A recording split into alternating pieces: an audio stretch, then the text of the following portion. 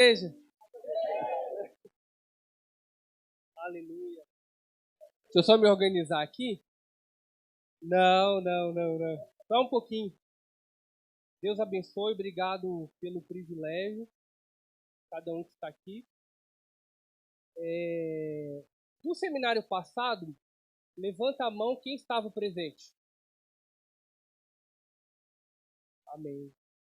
E tivemos então, né, pastor, de 25 a 30 inscrições, né? Aleluia. Mais ou menos em torno de 25 a 30 inscrições. Já que o Giovanni está tentando colocar lá o nosso material, só para a gente poder compartilhar, fazer uma breve introdução com vocês. Como é que tá aí, Giovanni? Amém. Pode pegar. Amém. O tema que o Senhor ele deu para nós, né, um pouco indo na linha do seminário passado, é no livro de Gênesis, capítulo de número 25, a partir do versículo de número 19. Gente, um motivo de muita alegria também é que a irmã Mara e o irmão Osmar, nessa semana, está muito próximo, vão lançar o single lá com a Todá. Glória a Deus! É as promessas de Deus, né, se cumprindo aí. E eu tô na expectativa. Estou acompanhando no Instagram, estou participando lá. E a gente torce para tudo, né? Futebol, né? Vi uns crentes aí torcendo até pro BBB lá pro Arthur, que dizem que ele é crente ali, né? Tá com um processo aí de conversão. Por que a gente não torce pro irmão, né? Então é motivo de muita alegria, muita expectativa. Eu creio que grandes coisas o Senhor tem para o ministério aqui da vida de cada um. Agradecer também os visitantes, né? Veio muito bem-vindos em nome de Jesus. Pedro veio, meu irmão, parece que não, mas é meu irmão de sangue, né? Parece ali me lembro que quando ele estava se convertendo, ele conheceu a Alessandra novinha. E aí a Alessandra deu uma intimada nele e falou, só se você for para a igreja. Ela já estava meio que indo. E ele falou, então, né, pastor, só vamos. E então aí uma bênção, casado, Dona Vanilda, né, no início ali, aí, será que vai? Né, Deus abençoou aí, graças a Deus. Amém. Gênesis 25, versículo de número 19. E estas são as gerações de Isaque, filho de Abraão. Abraão gerou a Isaque. E era Isaque da idade de 40 anos, quando tomou a Rebeca, filha de Betuel, arameu de Padã Arã, irmã de Labão, arameu, por sua mulher. E Isaque orou instantemente ao Senhor por sua mulher, porquanto era estéril. E o Senhor ouviu as orações que Rebeca, a sua mulher, concebeu. E os filhos lutavam dentro dela. Então disse, se assim é, por que sou eu assim? E foi-se a perguntar ao Senhor. E o Senhor lhe disse, 2 nações há no teu ventre, e 2 povos se dividirão das tuas entranhas. Um povo será mais forte do que o outro povo, e o maior servirá ao menor. E cumprindo-se os seus dias para dar à luz, e geme no seu ventre. Até aqui, enquanto o diácono Giovanni, quando você conseguir, faz um sinal para mim, tá? Então, nesse seminário, a gente vai abordar um pouco parecido. No seminário passado, nós abordamos a vida a respeito do arquétipo de Davi, da figura de Davi. Então, quem foi Davi, no conceito que a gente tem como igreja, como herói. Então, mas quem foi Davi por trás de ser o herói? Como era Davi como pai? Como era Davi dentro de casa? como era Davi no tratamento com os filhos, na permissibilidade de Davi, como era Davi no processo de conversão dele, como que aconteceu isso. Então nós vemos o arquétipo de Davi, começamos a entender. E qual foi a dinâmica que nós aplicamos? Uma dinâmica de desconstrução do personagem e um processo evolutivo. Então nós vamos entender, baseado nesse texto, esse é o texto central do nosso seminário, baseado nesse texto, sobre a vida de um homem chamado de Jacó. Nós vamos abordar o arquétipo de Jacó. E qual a visão que nós temos hoje de igreja quando a gente ouve falar do nome de Jacó? Quer falar, pastor Léo? Jacó. O que vem na sua mente? Pode falar a primeira palavra. O que vem na mente? Fábio? Posso falar uma? Usurpador. Jacó Rony. Jacó segurou o anjo. Também. Mas é muito comum a gente ouvir o quê? Usurpador. Enganou o irmão. Enganador. Aquele que enganou. Aquele que passou à frente. Será que é isso mesmo que o texto diz a respeito da história de Jacó? Então a gente vai fazer esse processo de desconstrução do estereótipo de Jacó, da figura de Jacó, até o processo de conversão nele. E aí o pastor Nelson vai também abordar no domingo que vem. E quando a gente percebe que toda essa ambiência, ela acontece dentro de uma casa, ela acontece dentro de uma família. E nesse texto a gente percebe que a mulher era estéril. Então Isaac era casado com Rebeca. Ele ora a Deus, ele faz um pedido a Deus. Pode colocar, tá, Giovanni? Ele faz um pedido a Deus. Deus atende. E aí, Deus responde a oração do crente, Deus responde a oração dele. E aí é interessante que ela consulta a Deus, porque na barriga dela, na gestação, há algo estranho ali. E aí Deus traz a revelação, olha, tem 2 filhos aí. Só que diferente da tradução, o menor vai sobrepor o maior. Só que o texto vai falar o seguinte, quando a gente vai descrever o texto, que ela não compartilha esse segredo com ninguém. Então fica com ela. Ela não fala para o esposo. Ela não fala para ninguém. Então ela recebe a revelação que o maior vai sobrepor o menor. Então nós vemos que na primeira aplicação, que Deus ele não tem paradigma de homem. Deus, na verdade, ele quebra paradigma. Era tradição, mas Deus, por soberania e controle dele, ele inverteu, falou, é Jacó. Da mesma forma que Davi. Davi teve os filhos, havia uma sucessão, mas pela soberania de Deus, o controle de Deus, ele fala, é Salomão, aquele que foi filho do pecado da mulher de Urias. Filho de um pecado. Mas Deus, ele olha diferente. E aí a gente entende que nesse contexto todo, há realmente quebra um paradigma ali. Então a ordem dos fatores aqui altera a soberania, o controle de Deus. Pode passar, Diácono Giovanni? Então a gente vai fazer uma introdução.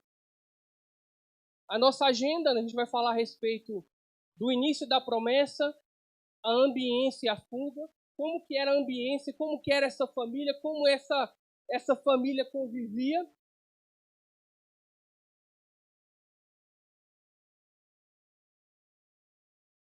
E o pastor deu um toque, quem se inscrever no seminário, ele vai mandar o material para vocês acompanharem, tá? Para ficar mais fácil.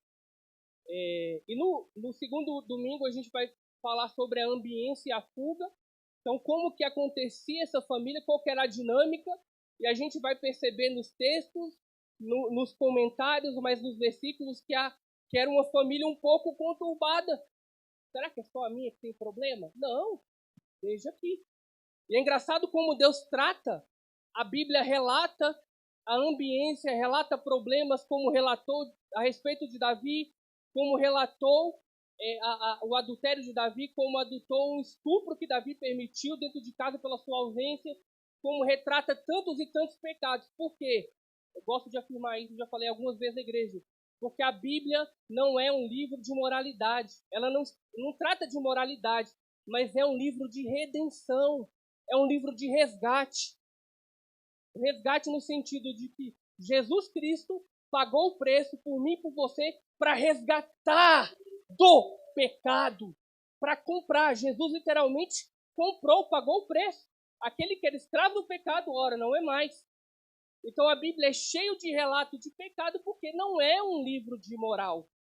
E nós nunca devemos tratar o evangelho como moral, mas como resgate. Quando a gente olha essa perspectiva de resgate, nosso coração quebranta. A gente olha para o irmão está pecando e tá, mas outrora eu era também assim. Outrora eu estava na mesma situação. Se não fosse Jesus, se não fosse o preço que ele pagou na cruz do Calvário, eu estaria da mesma maneira. O nosso olhar muda. A percepção muda.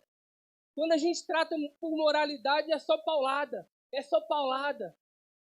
Está errado, vamos consertar, é conserto.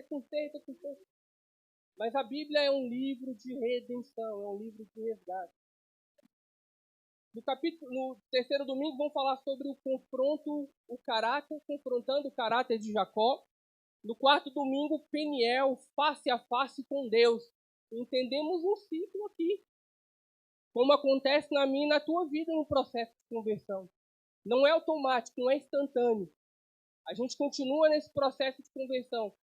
Nós percebemos que na vida de Jacó foi da mesma maneira. Ele tem uma promessa, problemas, mas o encontro face a face com Deus ele vai ter adiante.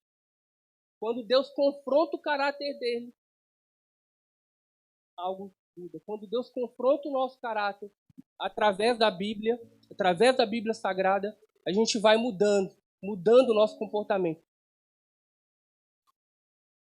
Pode passar, Diácono Giovanni? Então, somente falando a respeito dos capítulos, então, vou abordar hoje o 25 e 26, pastor Nelson domingo que vem 27 e 28, depois a gente tem o 29 e 30, e o Peniel 34 e 32, face a face com Deus. 31 e 32, face a face com Deus, que é a conversão, né? Pensando na linha do tempo. Mais um, Diácono Giovanni. Qual que é o nosso propósito? Pode passar mais um, Diácono Giovanni. A Bíblia Sagrada. Então, o seminário tem uma dinâmica diferente, mas Deus vai falar no seu coração. Mais um, Diácono Giovanni. Alguns números que eu achei interessante aqui, uma pesquisa um pouco desatualizada, mas de 2015. Foram vendidos no Brasil 7.622.674 Bíblias. Fonte da CPAD. Uma pesquisa norte-americana da ABS, ela revela que 77% das pessoas atribuem a perda dos valores à falta de leitura bíblica. E o documento da ABS aponta também que, ainda que 57% dos norte-americanos leem a Bíblia menos de 5 vezes ao ano. E tem um número que não está aqui, das pessoas que leem e não entendem, é a grande maioria. Aproximadamente 20% para menos entendem a Bíblia. Porque é um livro complexo. É um livro que, dependendo do texto, é de difícil compreensão. É para isso que a gente precisa continuar nos estudos. Pode passar mais um, Diácono Giovanni. Alguns números também, é legal que vai o PDF para vocês. 3.495 idiomas com alguma escritura, abordando aí 7,4 bilhões de pessoas, alcançando a Bíblia Sagrada, 717 idiomas com a Bíblia completa, 5,75 bilhões de pessoas, 1.582 idiomas com o Novo Testamento completo, alguns idiomas têm só a porção do Velho Testamento, 1.196 idiomas com algumas porções da Bíblia traduzida, 457 milhões de pessoas não tem a Bíblia completa. A fonte Wycliffe Global. Coloquei esse slide para vocês para a gente entender um pouco dos desafios da nossa contemporaneidade. Então, pensamos nos originais da Bíblia, e a Bíblia ela sofreu as devidas traduções. Então, quanto mais traduções a gente tem, mais próximo a gente está da nossa linguagem. Confesso que é um pouco difícil para mim. É difícil para mim acompanhar, por exemplo, alguns colegas de trabalho, a própria Vitória mesmo, quando ela vem com algumas linguagens, né? Hashtag, não tem essas coisas de jovem assim, eu fico boiando. E a gente vê a evolução, né? Eu ainda estou lá na década de 90, ali, 80, mas quando a gente vê as versões, a gente vê que ela aborda uma linguagem mais próxima do nosso entendimento, como tem a versão NTLH, né? A tradução para os dias de hoje, mas ao mesmo tempo ela fica distante dos originais. Então a gente, como crente, como eu e você, a gente tem sempre que conciliar. Olha, eu tenho uma versão aqui que é atualizada, ela é mais moderna, mas ela está distante do original. E quando eu vou para o original, eu estou mais distante na linguagem do dia de hoje. E aí eu coloquei um pouco dos desafios, né? Coloquei uma Bíblia contemporânea até demais, a Bíblia Fora do Armário, que é uma Bíblia para um grupo específico LGBT, e esse é um dos desafios que eu e você vamos ter como igreja. Pode passar mais um, Diácono Giovanni? Cadê o Diácono Giovanni?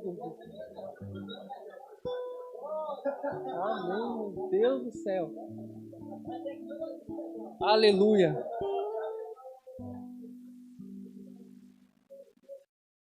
A gente acaba colocando o sonoplasta na enrascada, né? Mandei para ele de última hora. E aí fica nessa pressão, né? Mas Diácono Giovanni é bem, você está acostumado. E falamos um pouco no seminário passado a respeito, né, dos desafios da comunicação, né, na questão da modernidade, no pré-moderno, né, verbal e relacional, no moderno escrito, no período moderno em que eram escritos muitas teses, muitos artigos, muita coisa boa, muita academia, muita escritura bíblica foi feita nesse período.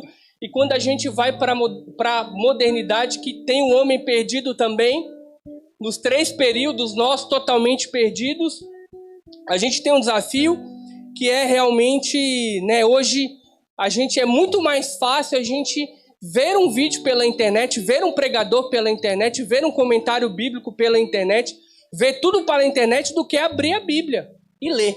É verdade ou não? Não é mais fácil? É mais fácil. Mas qual que é o perigo? Quem são os nossos heróis por trás? Porque a tendência, quando eu não leio, quando eu não reflito, quando o texto não fala em nosso coração, a própria Bíblia não fala em nosso coração, eu replico aquilo que o outro fala, sem uma interpretação. E quem são os nossos heróis? Em meio a escândalos, em meio a um mundo corrupto, que a gente tem que ser sal da terra e luz do mundo, a gente tem que ter maturidade, irmão. Mas Deus escolheu eu e você para fazer a diferença, para entender, para ler. Até que ponto a gente vai defender a ortodoxia, a verdade? Até que ponto a gente está disposto a abrir mão da verdade e ir a fundo com ela? Essa é a verdadeira Bíblia. Ela não erra, ela é inerrante. Defender a verdade até a eternidade, até Jesus nos arrebatar. E eu vou defender a verdade estudando, ouvindo, lendo, aprendendo através da Bíblia Sagrada. Isso aqui para a gente tem que ser a primazia. A Bíblia, a primazia. Pode passar mais um, Diácono Giovanni. Quem são os nossos heróis?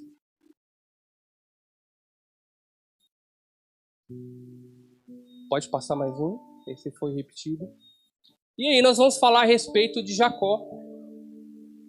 No processo de face a face com Deus.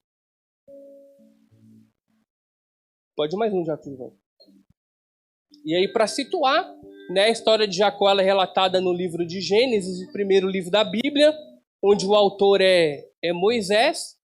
Então, pensando no sumário aqui do Antigo Testamento, a gente está falando sobre os patriarcas, em que a figura do pai, Abraão, né, os principais Abraão, Isaac e Jacó, eles são principais no projeto de construção de um povo, de uma identidade de Israel.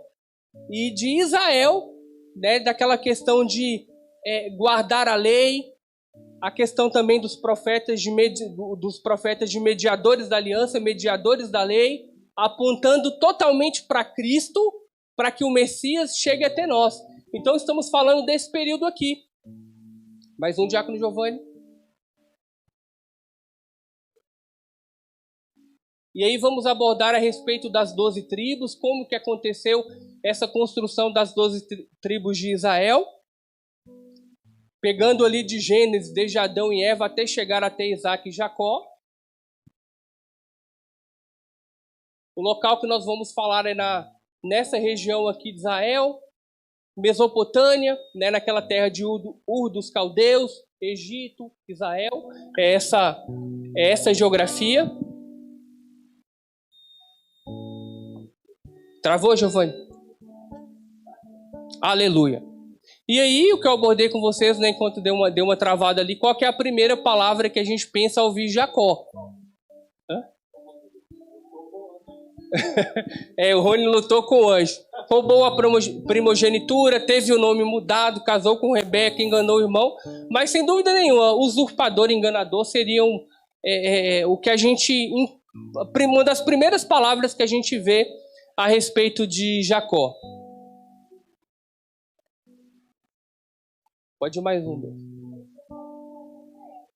Tá errado lá. Vocês estão bem de Bíblia.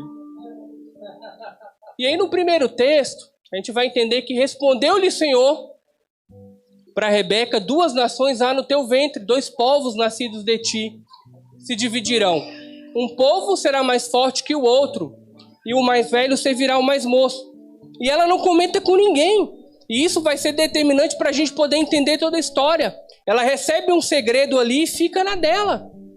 E quantas vezes a gente tem dificuldade em relacionamento de comunicar, de comunicação, que já é normal, né? A gente tem muita dificuldade de comunicação em relacionamento dentro de casa, mas ela recebe ali uma profecia, uma palavra diante de Deus e ela não fala com o marido dela.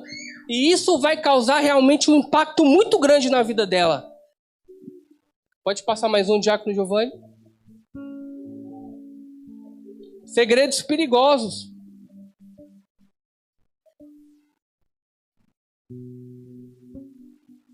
Depois nasceu o irmão, segurava com a mão o calcanhar de Esaú, por isso lhe chamaram Jacó. Era Isaac de 70 anos quando Rebeca lhes deu à luz.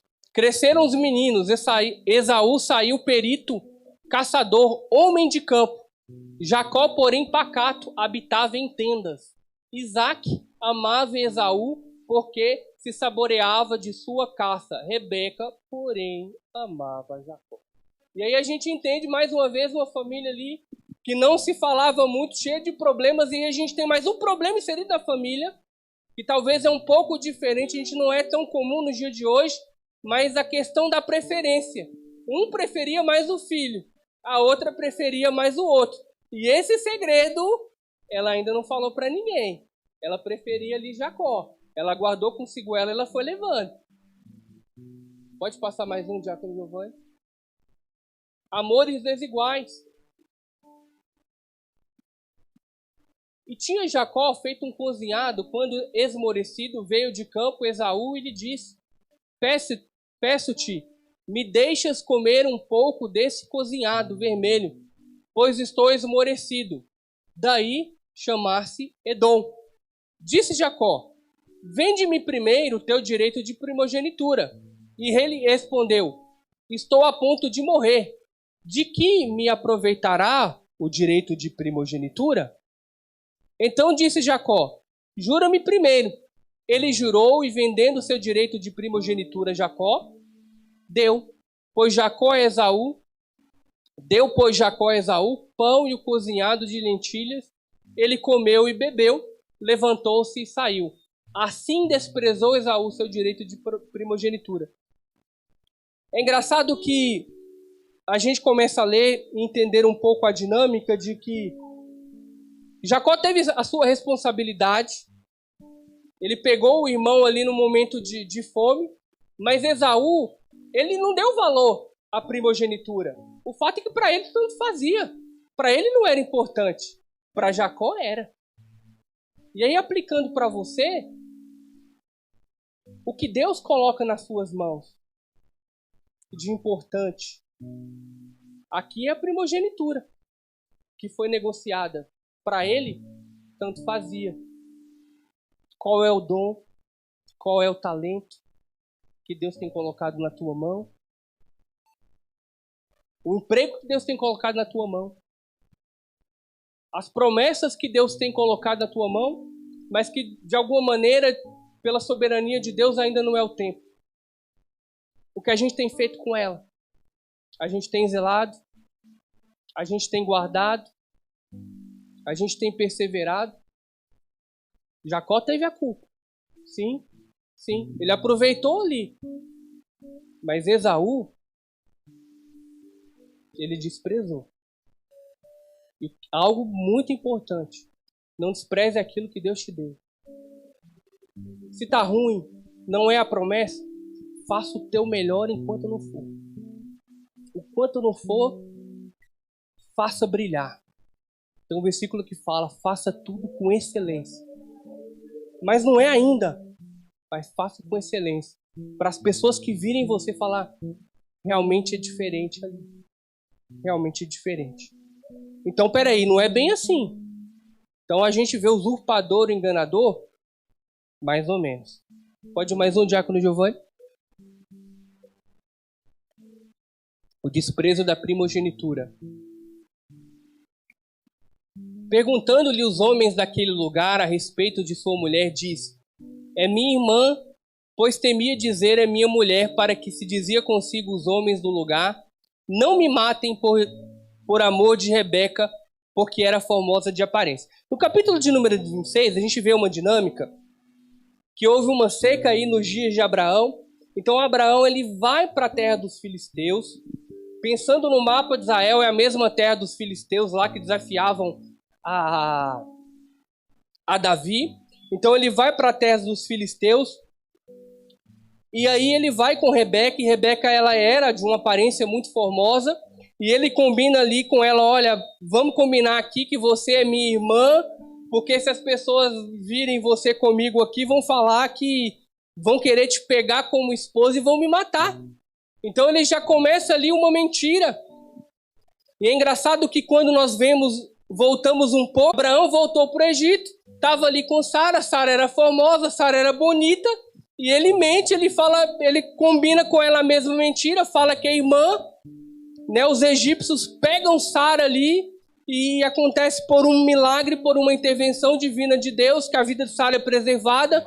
Acontecem pragas e ele fala, olha, ela não é sua irmã não, ela é sua esposa, tá algo errado. E a gente percebe que é a mesma mentira, a mesma dinâmica. A gente, na minha vida, por exemplo, e eu creio que na vida de muitos, meu pai era alcoólatra, meu pai já ficou internado, meu pai caía nas calçadas, graças a Deus ele foi libertado, mas o pai do meu pai era assim, todos os irmãos do meu pai eram assim, e a tendência é que eu fosse assim também. Então com 15 anos eu me lembro que eu jogava bola, mas eu comecei a beber, eu achava a bebida muito boa, 17, 18, 19, mas quando foi 19, com 19 anos eu fui para um culto de jovens e aceitei a Jesus, e aquela barreira ali ela foi quebrada pelo sangue de Jesus. Porque a tendência é que repetisse as mesmas coisas. Repetisse tudo que foi feito na vida do meu pai, graças a Deus hoje é liberto, tudo que aconteceu na vida dos meus tios, fosse destinada também de uma forma histórica, de uma forma espiritual, logicamente, para mim, para minha vida. E eu creio que para a sua vida também é assim. Mas se você está aqui nessa noite, é porque de alguma forma o evangelho entrou no teu coração e a barreira foi quebrada. O pecado que havia, o pecado espiritual da tradição histórica ali, foi aniquilado em nome de Jesus. Nós só vencemos isso através do nome de Jesus. Mas os mesmos erros a gente repete. Pela escuta, pelo comportamento. E é muito importante, nós como pais, nós como esposo, como marido, como mulher, a tendência é que a gente replique. Tudo que a gente viveu, tudo que a gente aprendeu, a gente vai replicando. Replicando. E aí no relacionamento, quando a gente tem, vira uma salada, porque é a maneira que um entendeu, a maneira que o outro entendeu, e aí vira algo difícil de resolver, a não ser pelo sangue de Jesus, pelo sangue de Cristo. Aleluia. Pode passar mais um. Mentira que quase virou tragédia. Aleluia. Então, depois dessa dinâmica, Abimeleque é o nome, não é o nome de uma pessoa, mas um título, porque a gente vê Abimeleque também na história de Abraão, num lapso de tempo de 90 anos, então não é a mesma pessoa, né? Então, os comentários dizem que realmente era um título ali, né? Abimeleque era um título, então o Abimeleque que aparece na vida de Abraão, na história de Abraão, é outro Abimeleque que aparece aqui na história de Jacó. Mas Abimeleque, ele viu ali Jacó acariciando Rebeca, fazendo carinho. Falou, não, então, peraí, não é estranho. Então chamou ele de canto e falou aí, mas ela não é sua irmã, não. Ele declarou, não, é esposa. E aí ele fala, então, né, então fica com ela como esposa, evitando ali uma tragédia como foi. Mas é interessante que durante a seca, Isaac fica naquela terra. No capítulo de número 26, versículo de número 12, a Bíblia vai falar que semeou Isaac naquela terra e no mesmo ano recolheu 100 por 1, porque o Senhor o abençoava. Mas era seca, era uma terra estranha. E ele recolheu 100 por 1, porque o Senhor o abençoava. Eu estava discutindo com meu irmão Pedro, sábado, né, Pedro? A respeito de quando o Senhor está com a gente, nós oramos para Deus, Deus não precisa de uma direção, Deus ele dá a direção e você toma a decisão, porque muitas vezes, aonde você colocar a planta dos pés, vai prosperar. Muitas vezes a gente precisa de uma direção e confirmação, mas outrora a gente precisa tomar uma direção, e é engraçado que era seca, era uma terra distante, não era a terra dele, mas quando o Senhor está com a gente em meio à dificuldade, mesmo em terra estranha, a gente prospera, porque não depende de nós. Mesmo quando a gente está em uma terra diferente, que Deus colocou, a gente prospera, porque a soberania de Deus é o Senhor quem dá, é o Senhor quem prospera. Onde o Senhor te colocou, vai prosperar. Onde o Senhor fincou a planta dos seus pés, vai prosperar. Ah, mas está seco. Não estou vendo nada, está seco aqui. Se o Senhor te plantou ali, é porque é ali. Se o Senhor te chamou para outra terra, vai, porque é lá que Ele vai te honrar. E assim o Senhor fez. Semeou Isaac naquela terra, e no mesmo ano recolheu 100 por 1, porque o Senhor o abençoava. No material do pastor tem a gente vai ouvir na vida de Abraão, o pastor vai abordar no domingo que vem, mas ele já deu uma pincelada aqui, um spoiler, a respeito de dízimo, a respeito de gratidão. A gente vê o livro de Abraão, na história de Abraão, a primeira vez que a Bíblia fala, né, o primeiro texto que a Bíblia fala a respeito de dízimo é na dinâmica de Abraão e a respeito de gratidão. A gente tem muito a explorar esse tema, né? E dízimo é totalmente gratidão mesmo. Dízimo não repreende devorador, não. Jesus repreende. Ele pagou o preço e ponto final. Mas dízimo é voluntário. Dízimo é gratidão. Eu sou grato a Deus. E o pastor deu esse spoiler aí já, né? Esse manto. Foi Deus. Deus deu uma... fez a conexão ali, mas está pro domingo que vem. E ele enriqueceu, o homem prosperou, ficou riquíssimo, possuía ovelhas e bois e grande número de servos, de maneira que os filisteus tinham inveja. E por isso lhe entulharam todos os poços que os servos de seu pai haviam cavado nos dias de Abraão, enchendo-os da terra. Disse Abimeleque a Isaque: aparta de nós, porque já és muito mais poderoso do que nós. Então ele cresceu, ele prosperou. Ele prosperou porque Deus era com ele. E o segredo da vitória é realmente firmar com Deus e andar com ele o tempo todo, independente da situação. Então Deus prosperou de tal maneira que os criados começaram a ter discórdias, por visões, enfim, a Bíblia não relata, mas muita gente acaba tendo realmente discórdia. Então Abimeleque falou: se aparta de nós. E os escravos, os filisteus, os servos de Abimeleque, eles entulharam os poços que Abraão cavou.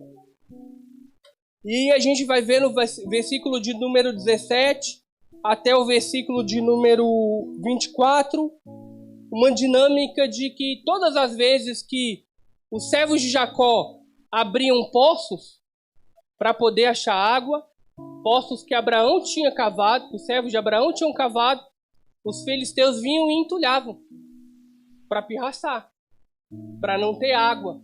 E água, vimos no contexto, que era um momento de seca, era um momento de uma crise hídrica terrível, sem água, sem planta, sem... A água era primordial para dar para os animais, para plantar, para comer. Então, nesse contexto, eles começaram a entulhar. Cavava um, entulhava. Cavava um, entulhava. E nessa dinâmica, no versículo de número 19, fala que cavaram os servos de Isaque no vale e acharam um poço de água nascente. Mas os pastores de Gerar contenderam com os pastores de Isaque, dizendo: olha, esta água é nossa. Por isso chamou o poço de Ezeque, porque contenderam com ele. No 21, então cavaram outro poço, e também por causa desse contenderam. Por isso recebeu o nome de Sitna. Partindo dali, cavou ainda outro poço.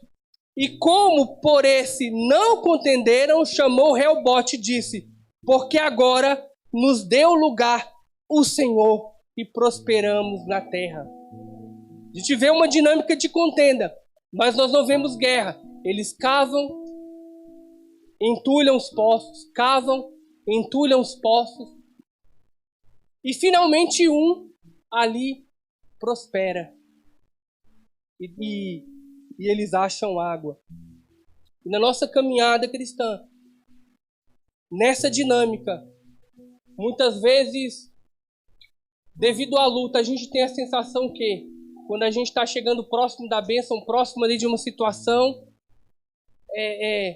parece que entulha os nossos sonhos, entulha os nossos poços, a gente não acredita mais, a nossa vontade é desistir de tudo. E quando a gente está no meio da confusão, quando nada acontece, é a hora que a gente quer desistir da igreja. Quando a dinâmica de faz um poço e acha água, é uma bênção. A gente dá testemunho. Mas quando não dá certo,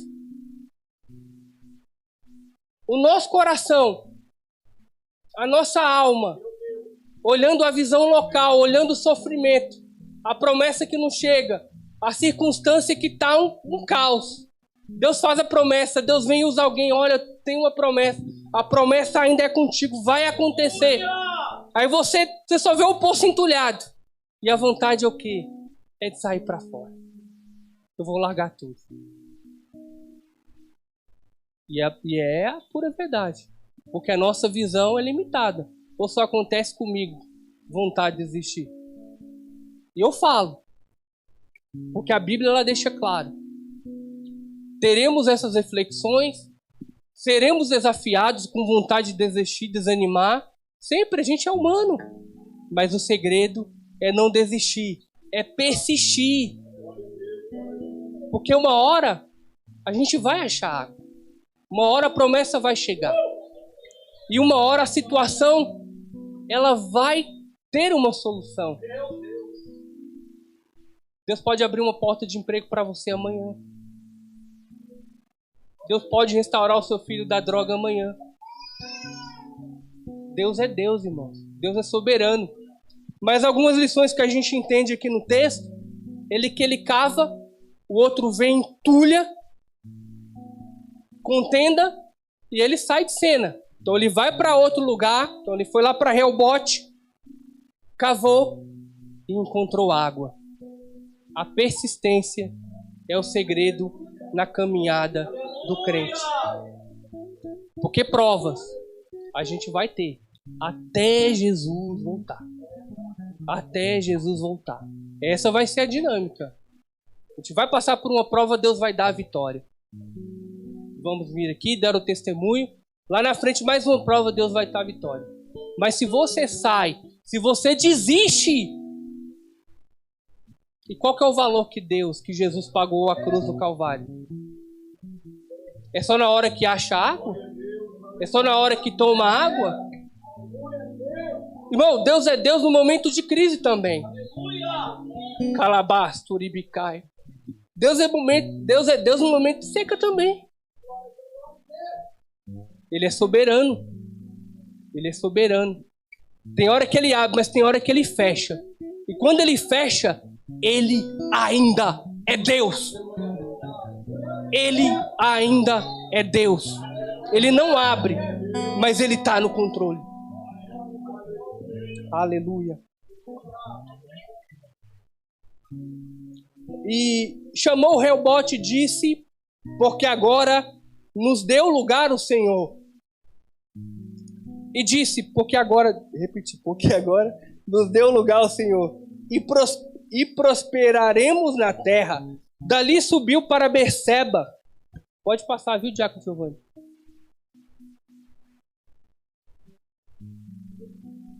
Aleluia. Na mesma noite lhe apareceu o Senhor e disse, eu sou o Deus de Abraão, teu pai. Não temas, porque eu sou contigo. Então, no meio da persistência, ele continuou persistindo ali, continuou cavando poços, achou água, e o Senhor apareceu a ele e falou, olha, e resgatou a genealogia dele. Ele resgatou a genealogia e falou, olha, eu sou o mesmo Deus de Abraão. Eu sou contigo também. Eu vou te abençoar. Eu vou fazer dessa terra o meu povo. Israel. Israel vai ser conhecido. E daqui vai sair o Messias para os gentios, que somos eu e você. E dali vai sair o Messias que vai haver de redimir vocês do pecado. É dali. Então ele reafirma a promessa. Ele fala, eu sou o Deus de Abraão, teu pai. Não temas, porque eu sou contigo. Abençoar-te-ei e multiplicarei a tua descendência por amor de Abraão, meu servo. Então levantou ali um altar e, tendo invocado o nome do Senhor, armou a sua tenda. Os servos de Isaac abriram ali um poço em Berseba. Eles abriram mais um poço. Pode passar mais um pouquinho, Diácono Giovanni? Tá. Pode passar mais? Pode passar mais? Então ele conseguiu mais um poço.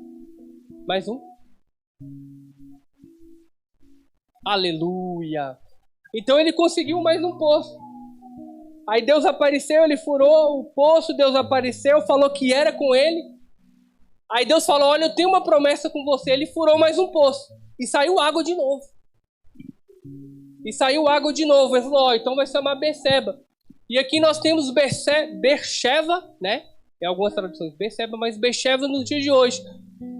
É uma cidade mais né, cosmopolita, também conhecida como a capital do Negueb.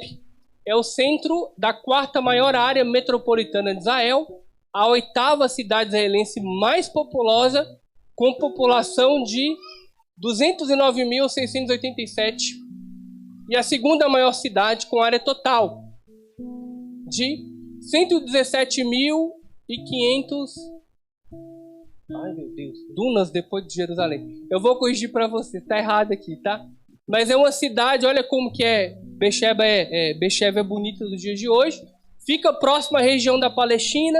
Então é uma região que tem muito conflito, né? Geralmente quando tem estoura os conflitos entre árabes e judeus, né? Que tem os disparos lá dos mísseis. Beersheba, hoje Israel é muito preparado em tecnologia de ponta, né? Tem aquela proteção lá de que antimíssil, o Iron Dome, que da quantidade de 100% de mísseis cai a mais ou menos, se eu não me engano, acho que é 97%. É uma coisa absurda, é o controle de Deus ainda a respeito de Israel, é o amor de Deus ainda a respeito de Israel, cuidando, zelando. A Bíblia fala que os anjos, né, eles estão ao nosso redor, mas tem só um anjo que a Bíblia fala que vela por Israel dia e noite, guardando aquele país. Eu não sou defensor de um crente judaizante, não acho que a gente tem que vir para a igreja puto com kippah na cabeça, com coisa de Israel, mas a dinâmica que Deus tem com Israel, o zelo é algo impressionante, é a promessa de Deus. E é algo realmente impactante. Então, Beersheba nos dias de hoje é muito bonita, por sinal. E aí eles deram o nome daquele poço ali, daquele lugar, Beersheba. E no versículo de número de 26, fala que Abimeleque, que é o nome, né, é o título do rei, e seu amigo Alzate Ficol, comandante do seu exército, eles foram até Isaac e disse-lhes: por que viestes a mim? Então Isaac falou: por que viestes a mim? Pois me odiais. Olha, no capítulo, versículos anteriores, vocês falaram que a gente estava tendo conflito entre meus servos e os seus, meu povo e seu povo, e me expulsaram. Por que você veio até a mim? E eles responderam: vimos claramente que o Senhor é contigo. Eles olharam tudo o que aconteceu, todas as provas, todas as situações, e reconheceram que Deus era com Isaac. E aí, aplicando para mim e para você, às vezes Deus coloca a gente em uma situação, em um determinado lugar, passando prova, adorando a Deus, passando dificuldade. Aí Deus vai e começa a honrar. Irmãos, é certeza. As pessoas depois perguntam: eu preciso de oração, eu preciso de ajuda, me leva para a igreja. Deus usa a nossa vida. Elas percebem, elas enxergam Deus em nossa vida. E Deus quer que a gente seja espelho dele. Deus quer que a gente brilhe, a glória de Deus se resplandeça em nós. Através do Espírito Santo, através do comportamento, através de todas as dificuldades. Fechando o poço, entulhando poços, mas permanecendo firme, cavando poço, permanecendo firme, caminhando e caminhando e caminhando. Então eles viram tudo o que aconteceu e reconheceram: olha, vejo que o Senhor é contigo. Então dissemos: haja agora juramento entre nós e ti, façamos aliança contigo. Jura que nos não farás mal, mas como também não havemos tocado, e como te fizemos somente o bem, e te deixemos ir em paz. Olha, vamos fazer uma aliança aqui, vamos fazer paz. Tu és agora abençoado do Senhor. Já mudou, tu és agora abençoado do Senhor. Então Isaac lhes deu um banquete, e comeram e beberam com o inimigo. Falou: não, tá tudo em paz. Resolveu. E a gente precisa ser assim em meio aos nossos aos nossos conflitos, né? Tá lá no trabalho, a gente tem que ter maturidade. Deu uma discussão aqui, resolveu.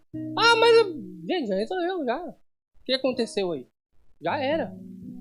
Passar por cima dos problemas, resolveu, tá resolvido. A gente vai tirar uma coisa lá atrás para jogar para frente de novo e causar mais um problema. Tá tudo bem. Não é no futebol? Segue o jogo. Vambora. Então ele dá uma lição ali de que o comportamento de Abraão, né, que foi desafiado lá atrás também, ele já mudou, ele faz paz e olha, tu és agora abençoado do Senhor. Então vamos fazer aqui um banquete. Então já não é de hoje que crente gosta aí de um banquete. E comeram e beberam, levantando-se de madrugada, juraram pela parte a Isaac, os despediu e eles foram em paz. Nesse mesmo dia, vieram os servos de Isaac e dando-lhe notícia do poço que tinham cavado. E disseram, achamos água. Eles acharam água de novo. É a promessa de Deus. É o comportamento que a gente tem que ter, atraindo a promessa de Deus. A gente percebe a mudança no caráter, uma persistência, uma postura convicta, e o Senhor abençoando outra vez. Então chega a notícia, olha, achamos água. Ao poço chamou-lhe Seba.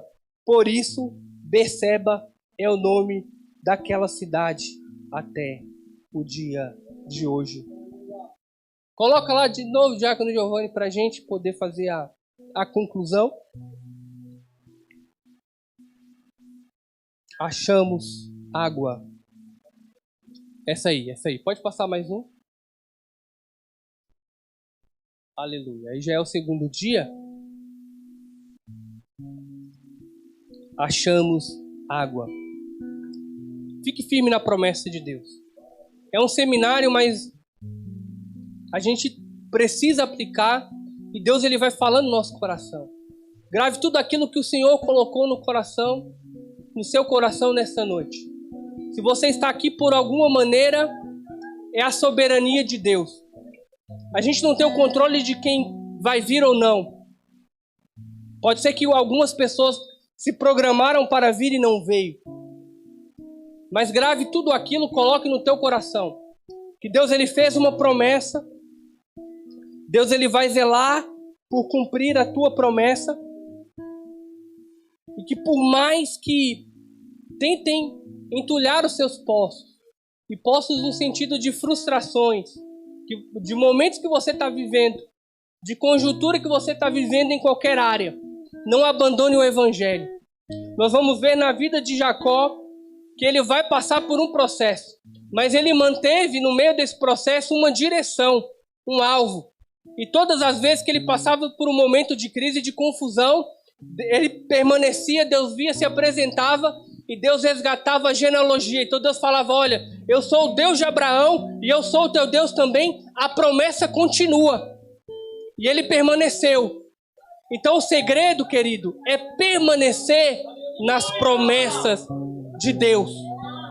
Porque se não fosse eles, os patriarcas, e a gente vai ver nessa construção, Israel não tinha sido consolidado como nação. Se não fosse a visão, a fé, porque hoje nós temos a revelação através da Bíblia de uma forma escrita, mas naquela época não, naquela época era o contato do sobrenatural, através da fé, e a Bíblia fala que o justo vive pela fé. A justiça de Deus que foi imputada em nós é graça e não dom de Deus. A justiça é graça. Eu não consigo ser justo da maneira de Deus. Eu não consigo imaginar a justiça de Deus. Porque às vezes quando o irmão, eu estou jogando bola, faz falta comigo, a vontade que dá, se eu não fosse crente, sabe, dá um carrinho. Porque a minha justiça é diferente. Quando a gente vê algo na TV, algo que revolta a justiça nossa não é a de Deus. E a vontade nossa é, não, ele precisa pegar prisão perpétua, aquela coisa toda. Mas a justiça de Deus, ele nos tornou justos E ele imputou a justiça em nós. E falou, olha, Josi, você é justa pela minha graça.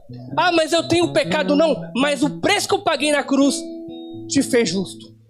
Senhor, mas eu pequei hoje.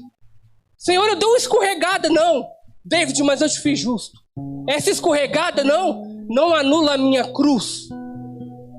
Não anula a minha cruz. Você não consegue ser justo. Eu não consigo ser justo. Pastor Nelson não consegue ser justo. Mas ele imputou em mim a justiça através da fé. Da fé. Através da fé. É doutrina. A justiça através da fé. Então eu acredito em Jesus e eu sou justo. Não porque eu sou bom. Não porque eu prego bem, não porque eu estudo. Não. A gente não consegue ser justo. Se a gente pensar, a gente peca durante todo o dia, o nosso sentimento é diferente. Não, mas ele imputou a justiça em nós. Deus é fiel. Ele é justo. Nós concluímos por aqui. Pastor Nelson vai trazer uma dinâmica. Então, nesse primeiro dia, a gente desconstruiu, entendeu um pouco da história, é um processo gradativo. E aí a gente vai chegar no Peniel. E olha que nem chegou no Peniel, né, pastor? O pastor pegou o Peniel, né, de mudança aí de caráter. E é isso. Aleluia.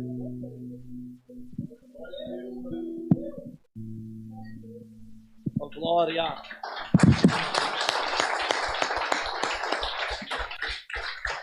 Vamos lá. Vamos adiantar um pouco da próxima aula aqui, mas não é no texto. É algo que eu ia fazer na próxima aula, vai começar hoje. Nosso objetivo nesse estudo é que nós vamos entender um pouco mais do texto e que nós vamos ter interesse em aprender a palavra de Deus, porque a Bíblia diz: conhecereis a verdade e a verdade vos libertará. Tem texto que foi lido aqui que eu creio que tem pessoa que nunca leu, mas hoje leu, acompanhou aí. E aí eu quero começar assim, agora eu preciso da participação dos crentes aí. Como que se lê a Bíblia? Como que você lê a Bíblia? Ela tem lê a Bíblia assim que você vai entender ela. Ela tem uma exatidão assim? Tem ou não? Responde, igreja. Tá, vamos fazer uma medição aqui. Vamos, não fique nervoso não, tá? Evangelista Lucas, como que você lê a Bíblia para você entender um texto?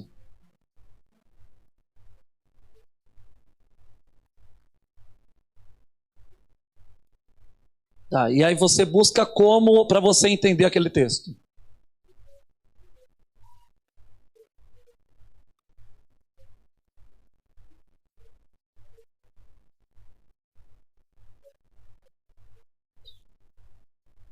Certo.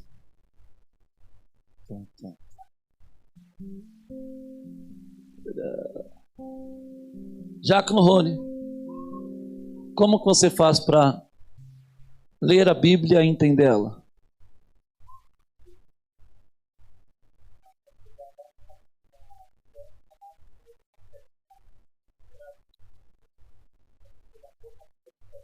Tá, vamos lá. O evangelista tem um jeito, o diácono Rony tem outro. Vamos lá. Precisa de uma mulher.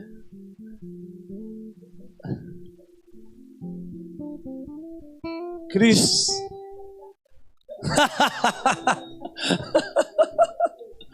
Agora vamos para a realidade. Quando dá tempo e você lê a Bíblia, como que você procura estudar ela?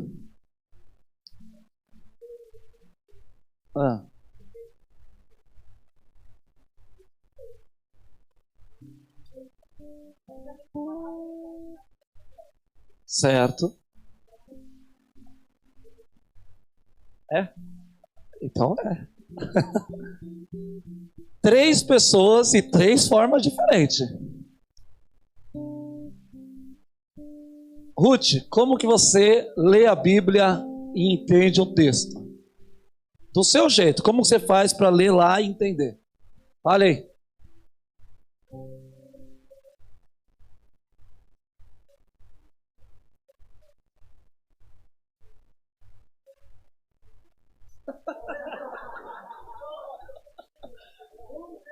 Em partes parecido e um acréscimo.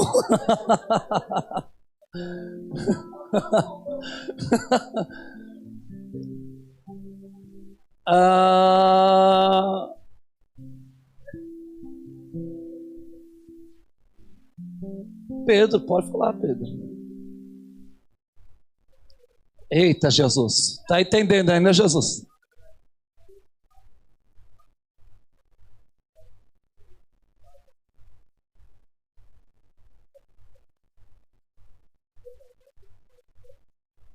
Certo.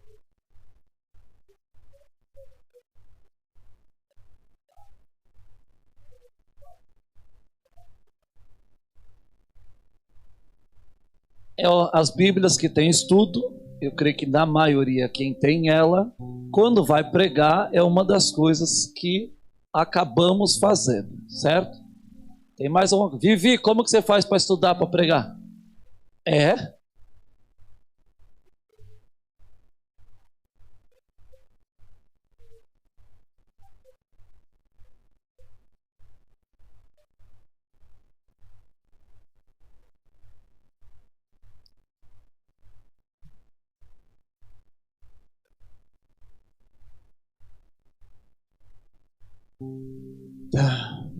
Vamos lá. Roberto. Sem travar.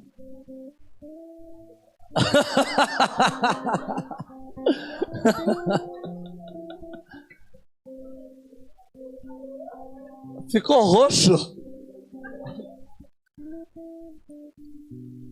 Mas vamos lá. Hoje em dia, quando eu vou pregar, eu acabo muitas vezes pegando um texto que não tem, muitas vezes, o texto explicado na Bíblia de estudo. Eu tenho em casa, não sei quantas Bíblias tem lá. Tem um bocado de Bíblia lá. E aí eu vou nos estudos bíblicos da Bíblia. Vários. Pego aquele texto e vou lá. Dificilmente eu consigo achar o que Deus coloca no meu coração para me seguir a linha avante. E aí hoje, isso de um tempo para cá, eu tenho acompanhado bastante estudiosos pregadores. Então, entenda que você estudar o texto não é só você estudar aquele texto e ponto, acabou. É um conjunto de informações. Na hora que cada um vai pregar, vai ter o seu jeito, você pode focar naquele texto, mas é um conjunto de informações. O Espírito Santo não vai usar o que você não tem, ele vai usar o que você tem. Ele pode revelar algo, mas ele vai usar o que você estudou, no contexto total. Tem culto que você estuda para pregar em Gênesis 26 e chega lá no culto e Deus fala, não, você vai pregar em 2 Crônicas 20. Mas por que Deus... eu que estou falando ali. Mas por que Deus vai direcionar você para outro texto naquele momento? Por necessidade da igreja, e Deus sabe que você entende daquele texto que você vai pregar. Pode acontecer de Deus se colocar em um texto que você nunca pregou, mas a bagagem que você tem ao redor do texto, você vai acabar pregando aquele texto. Então, não existe um jeito certo, uma forma exata de dizer, para estudar a Bíblia é assim, assim, assim. A forma exata é orar, jejuar e ler. E não adianta nós ler e ler. Mas ler, tirar suas dúvidas, entender. O dar o Google, em alguns casos é bom, mas em alguns casos não é que cada um vai ter sua sabedoria. Infelizmente hoje a internet está lotado de coisas boas e coisas não boas. Eu, como pastor da igreja, te indico, quer assistir um vídeo de estudo, vai lá no YouTube e procura Reverendo Nicodemos. O caba é bênção. Hernandes Dias Lopes, tirando a parte de uma vez salvo, sempre salvo, o resto você absorve tudo. Estou sendo sincero. Eu escuto ele e aprendo muito com os estudos dele. A única coisa que na minha concepção que pesa, que uma vez salvo, a tese dele é essa, uma vez salvo, sempre salvo. Essa é a tese dele. Então, tirando isso, o demais você pode estudar. Outra pregadora que eu tenho acompanhado, e ela, na minha visão, ela ajuda muito com os textos que ela traz, as aplicações que ela traz, é muito diferente do Brasil. É a Joyce Meyer, acho que é Meyer. Ela é americana, mas tem bastante vídeos traduzidos dela. As aplicações que ela faz, poucas pessoas no Brasil fazem as aplicações que ela faz. E são aplicações do quê? De você trazer para a sua vida, porque muitas vezes nós pregamos só no ministério de pregar para a igreja e esquecemos de pregar para nós. E ela traz muita aplicação boa para nossa aplicação e usar isso para Deus alcançar vidas também. Fale. Você levantou a mão? Viu?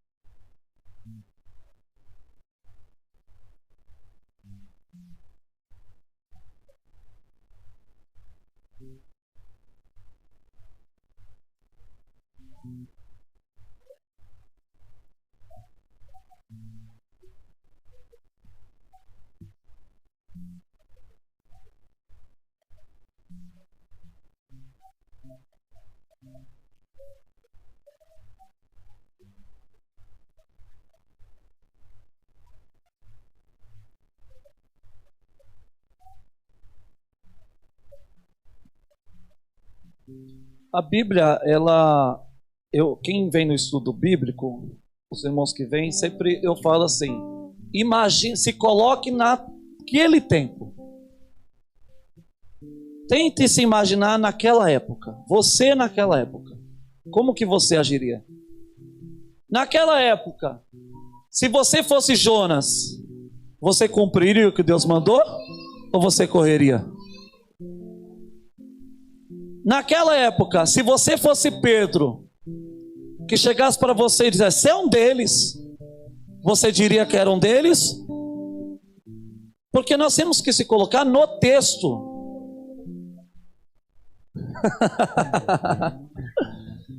Então a Bíblia, ela é para ser interpretada, absorvida e aplicada nas nossas vidas. Não adianta nada você ler, entender e não absorver e não aplicar. Ela vai ser um ensinamento que você vai ter e amém. Vamos lá. Então semana que vem nós vamos entrar e eu vou trazer uma outra reflexão de um texto para nós começarmos. Nós vamos começarmos, isso vai desenrolar. Nós vamos montar uma pregação semana que vem no começo do próximo seminário. O objetivo é a igreja, nós vamos montar uma pregação, nós vamos pegar um texto e vamos montar uma aplicação. Por que isso? Mas isso não faz parte do texto do seminário. Nós vamos pegar um texto que vai se encaixar no seminário e aí nós vamos trazer para nós montarmos uma pregação junto. Amém? Mas como que eu vou ficar sabendo o texto? Aqui na hora. Nós vamos sugar nossa mente na hora. E aí depois nós vamos continuar. E aí nós vamos entrar no que Deus tem a falar conosco. E que o nome do Senhor venha ser glorificado.